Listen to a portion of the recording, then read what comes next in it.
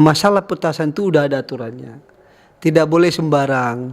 Kenapa? Karena petasan itu bisa berakibat terhadap orang lain. Makanya kita himbau masyarakat kita pagi ini, saya menghimbau kembali bahwa tolong silakan kalau mau bermain petasan, jangan bermain petasan di sembarang tempat. Apalagi di daerah kerumunan orang, apalagi di daerah pemukiman, karena bisa berakibat terhadap orang lain, bisa terjadi kebakaran, bisa terjadi orang melukai orang, atau mungkin kalau di pemukiman bisa orang kaget, mungkin sakit jantung, bisa meninggal.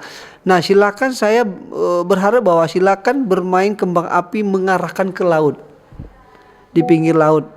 Tapi tolong dilaporkan ke kita supaya kita memberikan pengamanan bagi masyarakat yang akan melakukan pesta kembang api di pinggir laut.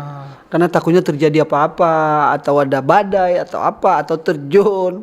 Nah, kita akan siapkan pengamanan. Makanya saya katakan tadi bahwa memang perlu ada komunikasi antara pihak kepolisian dengan masyarakat.